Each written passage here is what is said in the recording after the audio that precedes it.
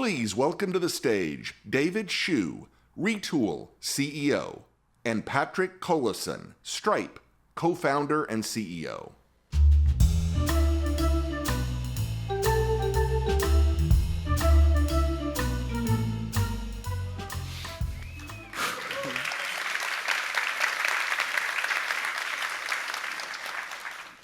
Hi, Patrick. Hello. How's it going? Thanks for having me. Thanks for being here. This is Retool's first major event. It is our first ever, yes. It looks so profesh. Thanks. Thanks. It's okay, yeah. So much more professional than Stripe's first ever event. Tell us about that. Does any of you know Zeitgeist, the bar? It was at Zeitgeist. Okay, great. SFJAZZ is much more refined Doing and pretty dignified. well. Yeah, great. Well, Patrick needs no introduction. Patrick is the co-founder of Stripe and the co-founder of the ARC Institute. Welcome, Patrick. It's great to be here. I wanted to start off with this programming language you created back in the day. I think when you were 16, you won an award. I think it was Ireland's Young Scientist Award. And it was for creating this programming language called Chroma. That's right. What was Chroma? Gosh, I don't think I've ever been asked about this. Well, back in the day, so this was I guess this was exactly 20 years ago, in fact. Well, I'd gotten interested in AI. I guess I was, a decade or two too early. And in the course of getting interested in AI, I discovered Lisp, this obscure. Any Lisp programmers here? One, two, okay, yes. There are no Lisp programmers here, fine. I think I heard one woo. Okay, so I got really interested in Lisp, and I wanted to use, every Lisp programmer swiftly comes to realize that Lisp is the best programming language, and that everybody else labors in an unenlightened sort of medieval state not using Lisp. And I wanted to use Lisp for web application development because I want to build stuff my friends could use, and the AI of the day was not really going anywhere. So in the choice between PHP and Lisp seemed much more attractive. But there weren't really any good web development libraries for Lisp, and it was kind of annoying and hard to build web applications in it. So Chroma was designed to be a dialect of Lisp adapted for web applications. Okay, and what did you build with it? Well, like any good programming language designer, I swiftly became much more interested in building the programming language than the dirty details of actual applications. So mostly worked on the language itself, and that turns out to have all sorts of interesting details, well, Scheme, for example, another Lisp dialect, supports these things called continuations, which is kind of a first-class reification of the call stack. But you can do sort of neat things with continuations that are useful in web applications, but also in other places. And actually, so we started a couple of years later. We started a company before Stripe called Octomatic. You guys have never heard of it, and it didn't do very well. But the whole journey was very educational for us because for our first company, Octomatic, we wrote everything in Smalltalk. Another dead, obscure programming language. But I wasn't afraid of that from the Lisp experience. And everything at Octomatic was so nicely architected. It was really good. Like, for example, a thing that I still miss is if any customer user hit like an exception, some problem with the web application, some 500, we would capture one of these continuations. We would store it. Send a notification to us that somebody encountered a problem, and you could load up that, like the stack trace essentially in the Smalltalk environment and resume the web request. But you're not just like looking at a stack trace. You're actually you resumed the request. You have the complete state. You can inspect every variable. You can edit the code dynamically and test whether your fix actually fixes the problem or not. So it was super powerful. Nobody ever benefited from it because Octomatic had no users, and so it was the world's most elegantly designed userless company, which turned out to be a bad strategy for a company. And anyway, that was very informative for Stripe because for Stripe we decided to kind of take the opposite approach. I mean, we every time when we were starting Stripe, we said every time there's a super elegant way to do things and then a practical, pragmatic way to do things, we're just going to cut the corner. At least until we validate that there's actual, user value here, user demand. And so Stripe is written in Ruby, which is obviously a much worse programming language than either Lisp or Smalltalk. We used MongoDB for the first versions of Stripe, which was a very easy to use and kind of quick to prototype with database, but at the time did not have great resiliency, primitives, and so we've had to do a whole lot of work in the subsequent 15 years to make MongoDB extremely durable and to make replication very effective. So anyway, falling down this rabbit hole ended up shaping how we build Stripe.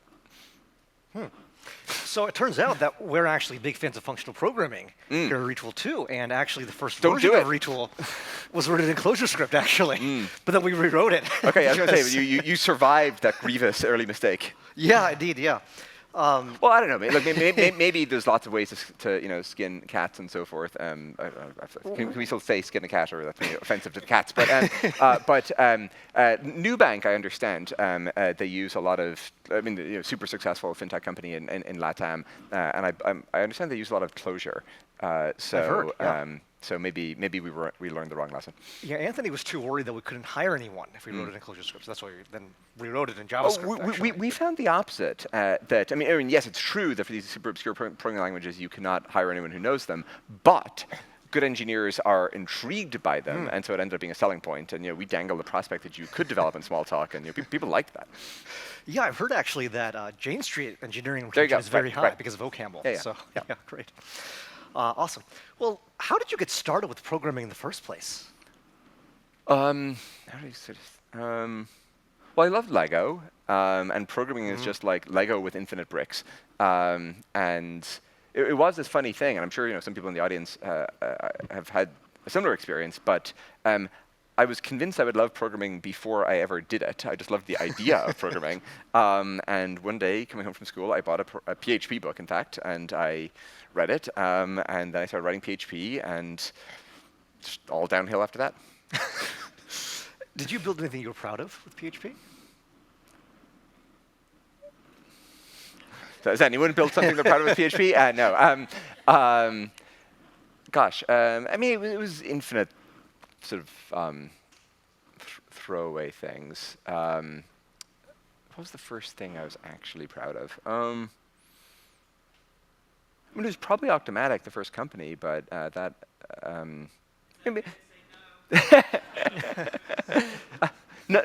Nothing in PHP. Okay, too bad. Sorry, this has ended up being a very we're going to incite many programming holy wars here if we're not careful. Well, better shift gears then. So, yes. We'll shift gears into progress. So progress is something you've written a bit about. What is progress? Well, I guess that's the question. Tyler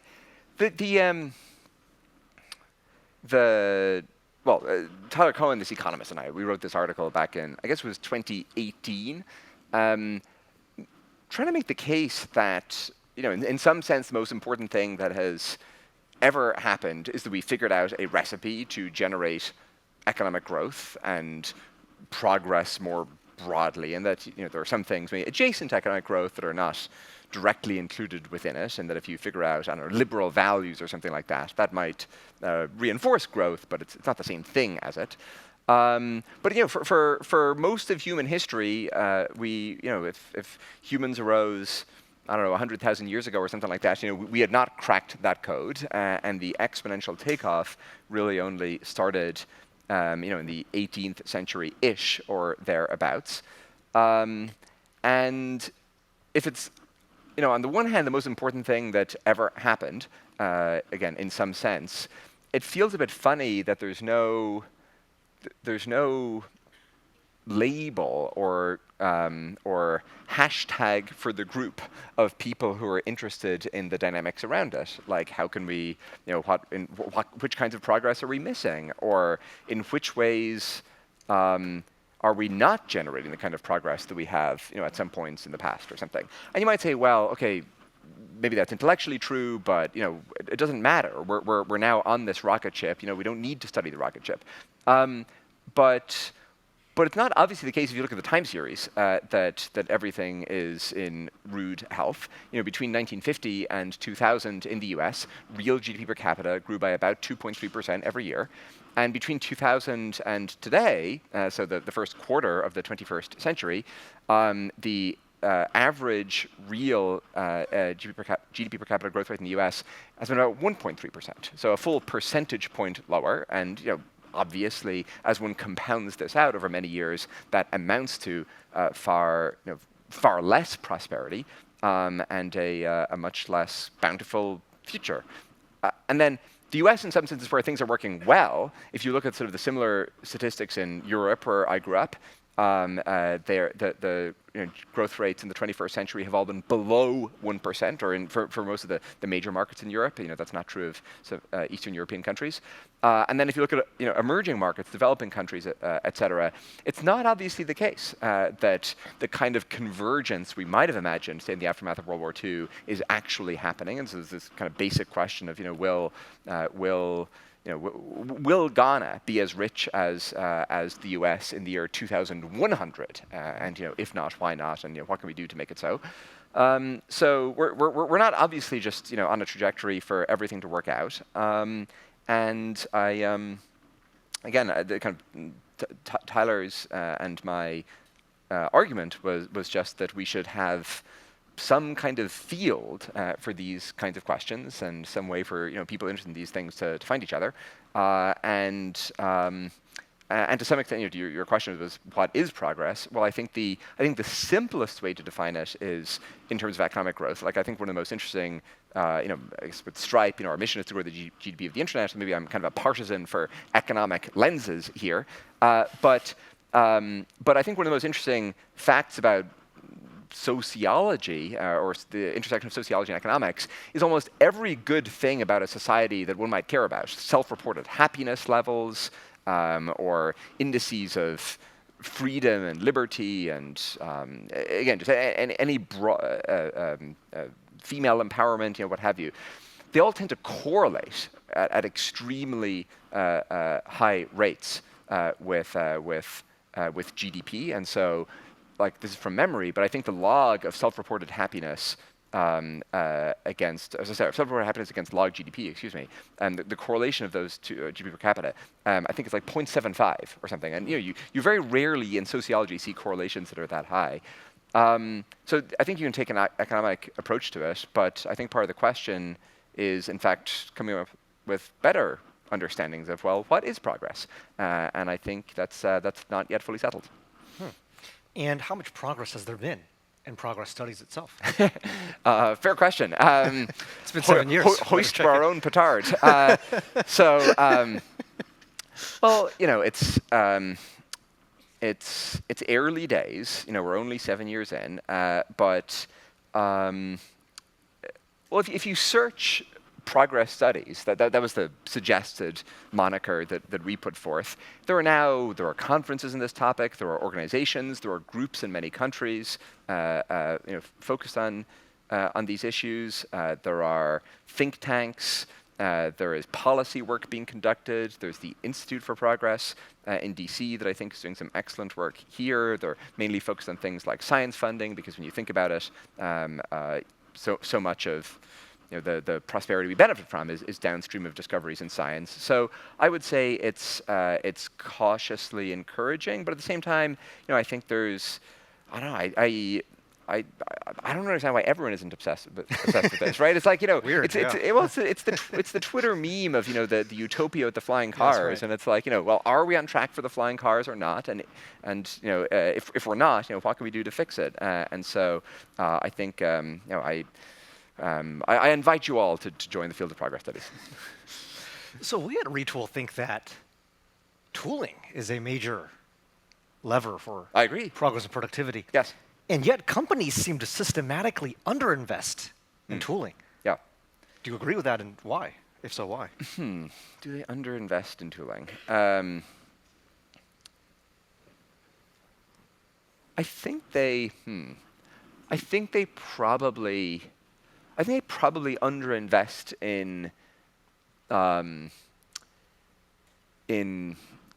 good platforms for tooling or something. Because companies actually do invest a lot in tooling. They spend so much on maintaining their Excel spreadsheets and their manual human processes and the emails that have to get sent on the end of the month and so forth. And you can kind of look at those as internal tools. I mean, they're not good internal tools, but they're internal tools nonetheless. And my brother John, co-founder also at Stripe, he started a podcast recently because he's the sort of the funny and charming and charismatic one. And so sorry, but bad news for you guys. You got the other one. So he started this podcast called Cheeky Pint. And it's, in a world where nobody's drinking, there has to be a podcast where some people are. And he recently had Mark Andreessen on the podcast. And Mark said something that I thought was very...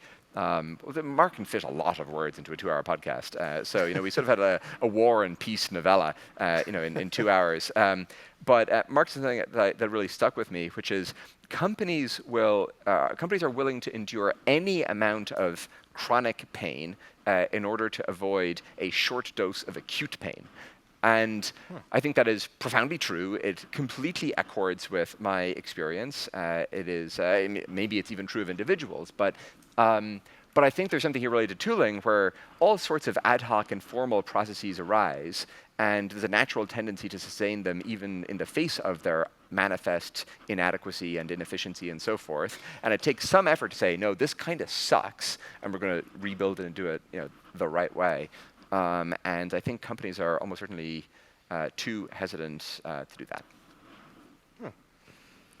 So another question I was going to ask later, but perhaps now is a good time for it, is why do companies have so many Excel spreadsheets? This is one of life's great questions, and when we successfully define the ineffable nature of progress, we will then be able to turn to even more vexing questions like why so many spreadsheets. Well, look, I think the bull case on spreadsheets is that the software industry, and this is part of why we're going full circle here, but part of why I thought Lisp and Smalltalk were so interesting is because the environment was so dynamic and malleable. You could poke at everything, you could inspect everything, you knew exactly what was happening at every moment, and everything could always be changed. Obviously, in a spreadsheet, it has many of those same characteristics. Like you see a lot simultaneously. There are so many cells, and when something breaks, it's typically pretty clear. You have some spatial spatial awareness and hints. It's easy to collaborate.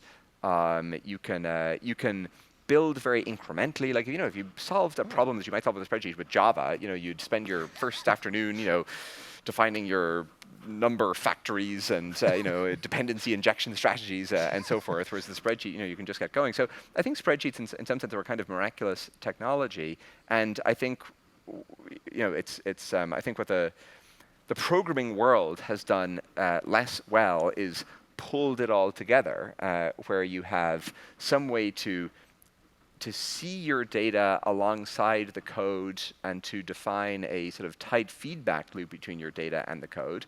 And zero speaker fees were transferred for this event. But part of why I was so compelled by Retool when I first saw it was it felt like some kind of missing piece between the Lisp and Smalltalk regions, which I had reluctantly come to accept over the intervening decade, were not going to take over the world. But sort of the promise of that power with the ease of use and the frictionlessness of the spreadsheet. And to some extent, I think Retool's success since then has borne testament to that. But I think there's a way of looking at all the spreadsheets that the fact that our civilization now runs on this proliferation of poorly structured spreadsheets as a kind of critique of how the programming world's tools, in some broad sense, are not quite fit for purpose. Yeah, I'm trying to think what is similar to a spreadsheet. Is spreadsheet sort of the only thing in that product space. of its type, yeah. Yeah, no, it's a good question. I mean, I think Photoshop is not quite, yeah. I think the web inspector actually in browsers has some of these characteristics where like when you have the console and the DOM and they're sort of like Yes.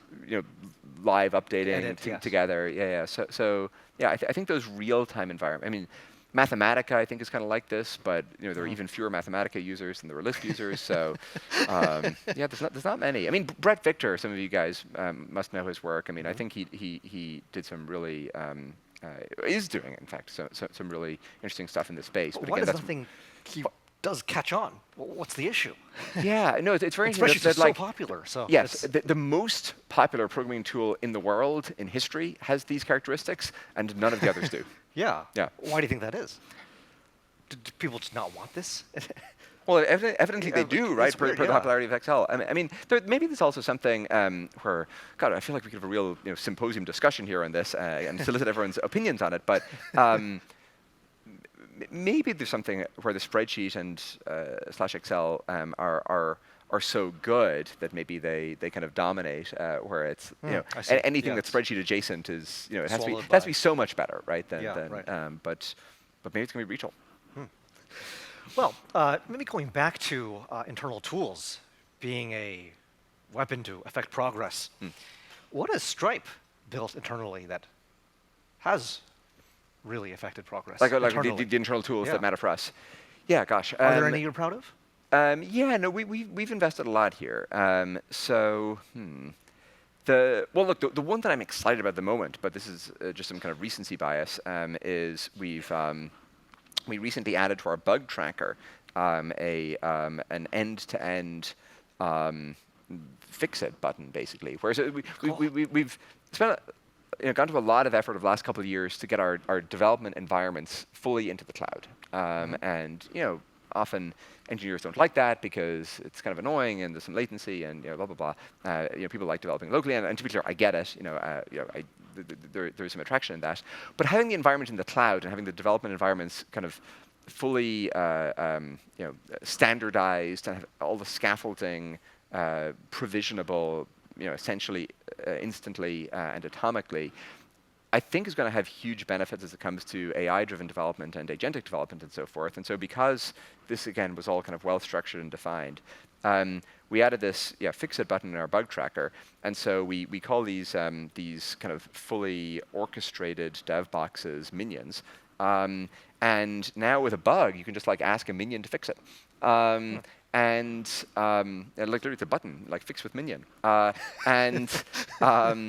And I was reading an email 2 weeks ago so Atlas is one of our products. It helps people incorporate companies. Now I think 20% of all startups in the US, is it more, I guess, are started with Atlas.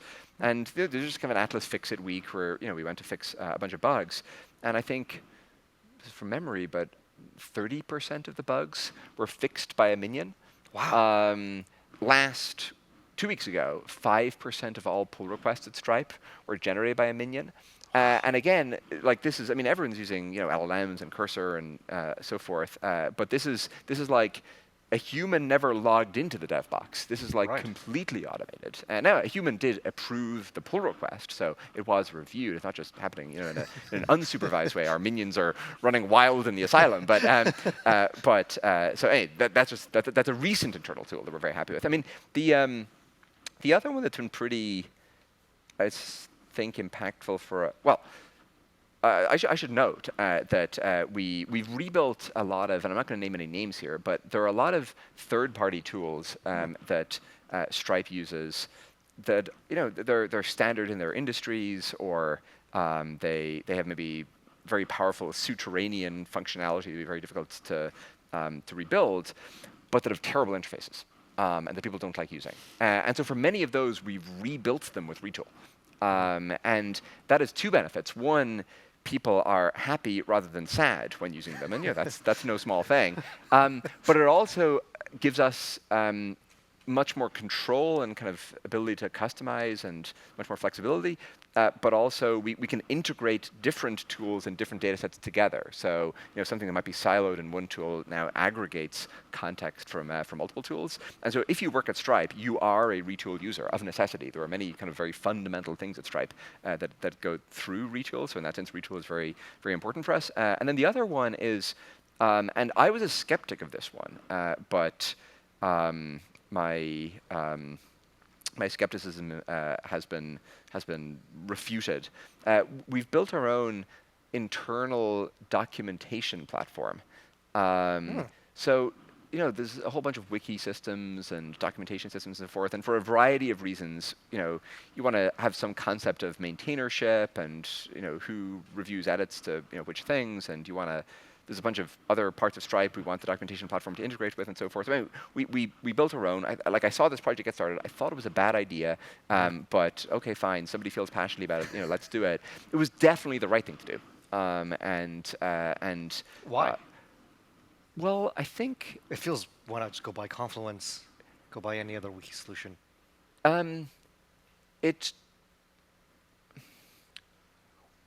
Well, I don't want to say anything bad about other products, but there was a bunch of specific functionality that we felt was important for our use case, and documentation is a kind of tool in the sense that it elevates the productivity of everybody else, and I think documentation is actually going to matter more and not less in the next couple of years, because obviously the minions are going to want to read the documentation, and the minions can't ask the person next to them in the way that like if you've shitty documentation, the company can still survive, in most cases, and you're just bother your colleagues more. But that's tough for the AIs, and so I think the value of accurate, standardized, up-to-date documentation is actually going to get higher with time. What % of labor at Stripe do you think will be done via large language models in the next few years? And I asked this question because last night I was having dinner with Jim, who's your head of corporate engineering. Yeah. He's a big Retool fan. And I asked him, what should I ask Patrick? And he asked me to ask you. There's so much excitement around AI, but what does Stripe look like with AI in 3-5 years' time? Is it Stripe grows 10x, but the headcount doesn't grow 10x? Is it Stripe does a massive layoff today? What does... Because there's so many minions now. Well, okay. Well, first, look, I think there's the line that from The Economist that predictions are hard, especially about the future, and in the domain of AI, I think that generally speaking, predictions made over the last 5 or 10 years have a very poor track record. Very, very few people thought we'd be in this particular world with these particular characteristics at this moment. Even the AI labs, in some sense, didn't think so, right? They were working on other technologies, and it's only kind of relatively recently that LLMs became the kind of the coordination point of choice. So I think it's just fundamentally hard to predict. Having said that, everybody jumps immediately to, I think, naturally, to how can we take what we're currently doing and do it more efficiently, which, yes, that is kind of a relevant and interesting question. But I think in some ways the much more interesting question is, like, what would we elect to do much more of once the price declines precipitously? And so, for example, for everybody setting up a business, it's kind of at an interesting intersection of characteristics where it's hard, it is complicated, it's important, and people are doing it typically for the first time. There aren't that many things that one does that like maybe booking a flight is another task, but you're usually not doing it for the first time, and it's of less import. But when we survey Stripe users, they typically tell us that their business is the most important thing in their life, apart from their family and their religion. And so they really care about getting it right. And so I think that things like, well, what if for our largest customers, we of course have account teams that work with them full time and assist them and monitor their use of Stripe and give them helpful suggestions and so on. I think the obvious question is, well, how can we take the account team that Shopify or Amazon has at Stripe, and how can we make that available to every single Stripe customer, including the person for whom it's just a weekend side project, and to kind of scale extensively, vastly, what it is that we do, we today, we obviously we work very hard to protect our customers from fraud, but again, there are sort of natural constraints over how much cognition or computation we can do for any given transaction. But as the price of computation comes down, you can in principle conduct a forensic investigation over 6 hours to figure out like what happened with this transaction. How can we protect a business from a dispute or a chargeback? So I think the more interesting but also speculative version of the question is what is Stripe going to do way more of in the years to come? And recognizing the speculative nature, I think that as we look back in 5 years over the biggest change, or at the biggest changes in Stripe, or really any organization over the next couple of years, I think they're going to be more those kind of type 2 changes, i.e. doing more rather than type 1 of just kind of straightforward substitution. And I think that in part because if you're just substitution oriented, i.e. not improving the product, I think you will be you will suffer at the hands of somebody who is using it to improve the product, and so that's where I find myself spending more of my time. Yeah. So it feels like the value of LLMs will really accrue to the consumers. I think so. Stripe. I mean, again, it's so hard to predict the value chain here, but Rather than NVIDIA, actually. In fact, well, customers will benefit. NVIDIA seems to be doing okay, but I think it is true that a very small percentage of the value will accrue to the providers of it. I mean, it's the same with financial services, with payments, right? Like Stripe, fortunately, is a profitable business, and we're happy with the business we have. But the value of all the activity, accrues far more sort of to the rest of society and to the businesses built on the platform. I think that'll be true of AI, and whatever number of whatever the market cap is of AI companies in aggregate in 5 years, I think it'll be 100-fold more in terms of consumer and societal surplus. Yeah. I was watching this interview with you where I think someone asked you how you use LLMs. And I think the answer you gave was around finding factual knowledge online and coding. What are some weirder ways Patrick uses LLMs? You have minions running around. That's one. Yeah, it was minions running around at the office. What are the weird ways to use LLMs? I mean, look, I do love deep research, right? And it's just there's kind of a perspective shift when you realize you can deep research anything, right? Like there's no deep research police who first adjudicate whether your question is worthy of deep research. And so you can pass an interesting building and ask for like a deep research report on what is this building? Why was it built? Who is the visionary behind it? Like, why is our world the way it is? And so I feel like I'm still, back propagating to fully realize that you can. I haven't hit the usage caps on the providers yet in terms of how much deep research one can do. And there's a lot of puzzling things about the world. Indeed, so I'm commissioning a lot of reports. Yeah. One thing I've been struggling with a bit is thinking about how much latency matters, because I myself also use 5 Pro, 03 Pro quite a bit, and I have, I launch multiple research projects at once, but it takes 15, 20 minutes sometimes. Yeah. How much do you think latency matters? Well, I think it makes the product much worse. Although I also kind of love it, right? Because it's, I'll often forget about the reports I'm commissioning, and then it's like a gift from my past self. So it cuts both ways. But yeah, no, I should be arrested by the police for commissioning these useless wasting reports. GPU cycles. Well, I'm supporting NVIDIA market cap, yeah, I often think about what some of these product experiences would feel like if they were type ahead instant, right? In that, everyone here has, use products where the experience when something is updating and providing an sort of an instant answer, spotlight style, keystroke by keystroke, is very different to one where it's multi-second or multi-minute latency.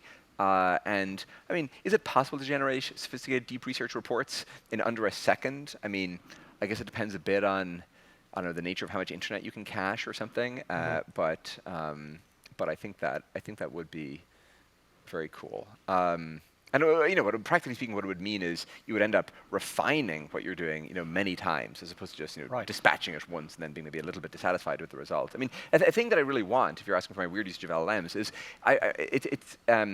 LLMs are the world's, like it's like having an LLM is, at least when it comes to, I often use an LLM when I'm reading some book and I want to better understand it or something, but it's a bit like having a 150 IQ grad student who's trying to sabotage your career. In that there are so many hallucinations and subtle errors and so on, but they're so plausible, right? But like, I'll ask for an example or a citation or a quote or whatever, and be like, oh, that's interesting. I totally missed that. And then I pull on the thread and hunt it down, and then eventually you get to, you're absolutely right. That did not happen. And so I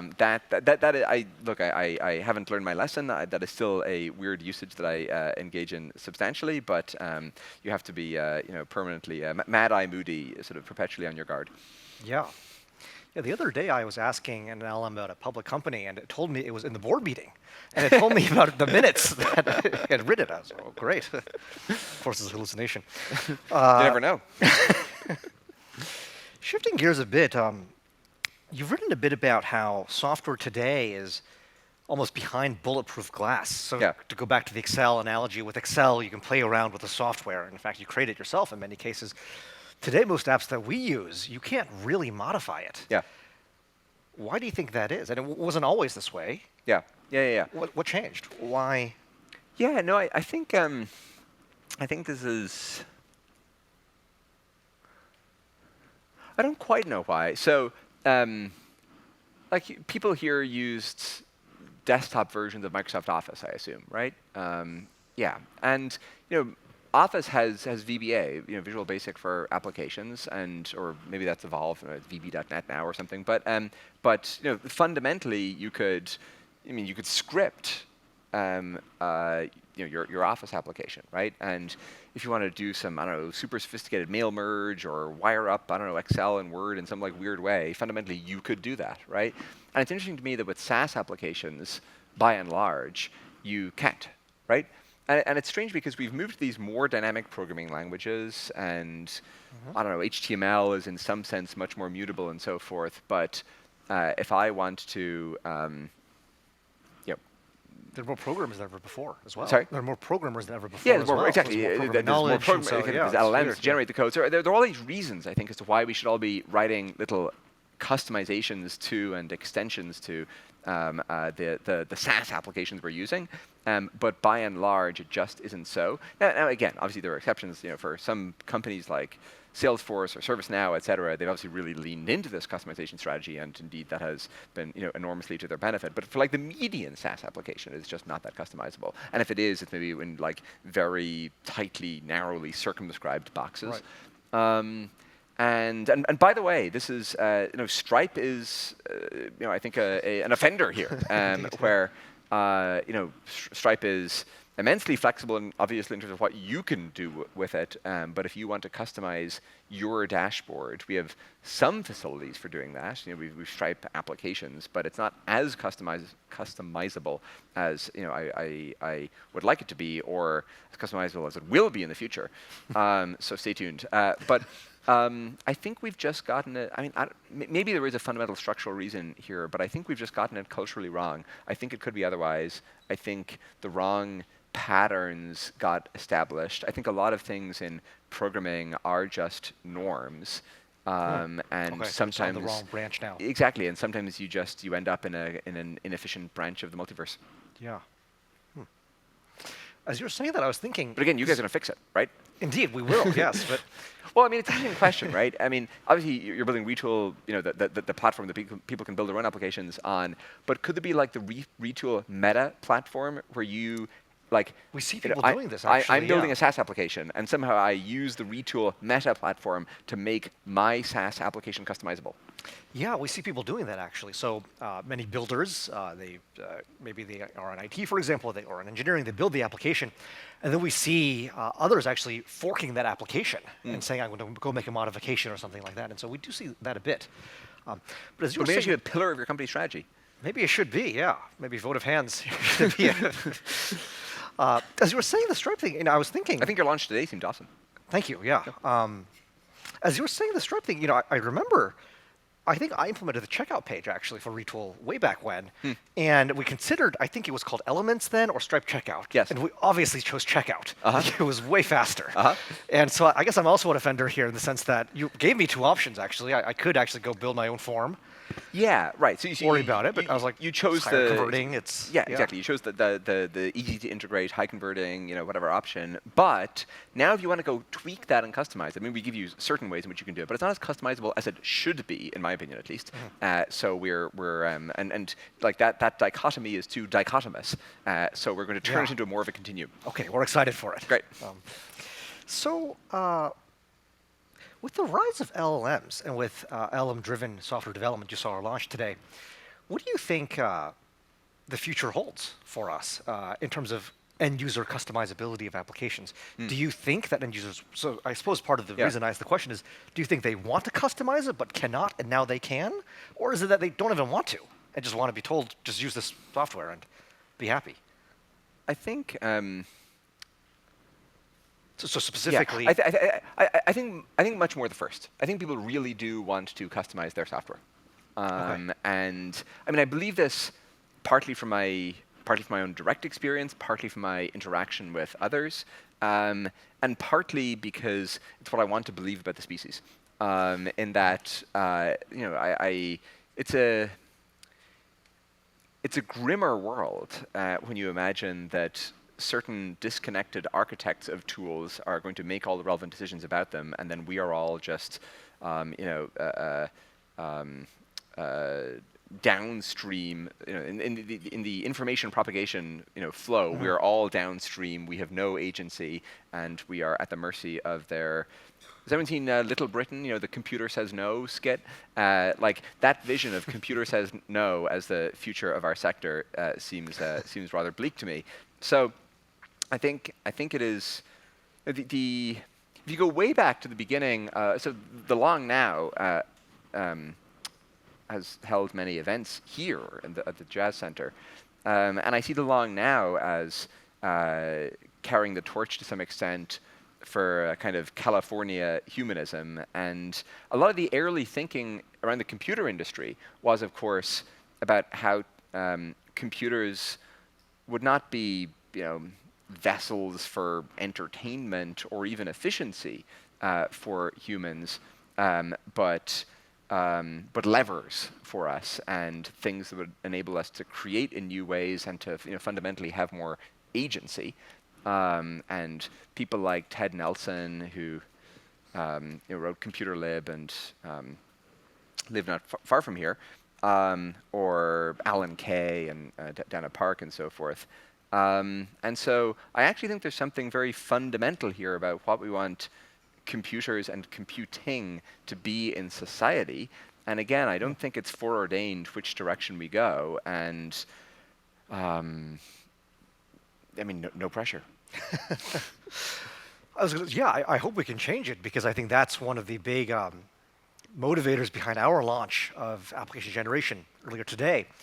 Is that we think that by allowing tomorrow's developers to go generate these applications that they can modify themselves, they're closer to the problem, they're closer to the domain, and so we suspect that software quality will increase as we do that, because there's less of a gap between the builder and the user, if you will. And by the way, one micro story on this front from Stripe is I mean, it's another category of internal tool. We have a little agent builder framework and platform where you can define agents, you can wire them together, you can have workflows, et cetera. that came from our financial operations team. It didn't come from some super empowered AI lab thing. It came from people, to your point, very close to the work, who realized that if they built some slightly superior tools, in this case dramatically superior tools, that it would be directly relevant and applicable and a big improvement in that domain, but in fact it has ended up yielding dividends across Stripe more broadly. And so what you're describing in terms of enfranchising people in that respect, I mean, at least from the Stripe standpoint, it's not just some speculative gain. We've seen it play out very tangibly over the last 6 months. Yeah. For you personally, what is the minimum amount of malleability that you're happy with in a software product? iOS, I presume you use an iPhone? Yeah. So it's super malleable. I think the challenge is, and this is again why, I speak positively about Lisp and Smalltalk and Mathematica and these things. I think the challenge with infinite malleability is it's easy to paint yourself into a box, right, or into a corner. And to end up with something unmaintainable and that nobody else can understand and that is really flaky and flimsy and it's just it's kind of malleability and maintainability and the ability to collaborate with others and so forth. Reconciling those is, I think, no trivial thing. And I don't understand your problem domain nearly as well as you do, but I imagine that a lot of what Retool has to do is figure out, well, when somebody breaks the application, what's the rollback functionality, and how do you make sure that nobody just blows everything up by accident and so forth. And so I think there's a lot of nuance and subtlety there. Subject to being able to solve all of those, then I think you want infinite malleability. Yeah, we have a almost Orwellian belief, actually, that governance enables freedom, which is that if you can define the security guardrails and say, hey, here are the building blocks that you can assemble, then actually people can go crazy. It's kind of like how, I don't watch Formula One, but I think Formula One drivers, wear seatbelts, and seatbelts enable them to go faster. And so we think that with governance comes freedom, in fact. So that's the Retool platform. We can workshop it a bit. Thanks. Great. Well, thank you, Patrick. It was really great having you. Thanks for being a Retool customer, too. Congratulations on all the progress. It's congratulations on a wonderful event. Thank you.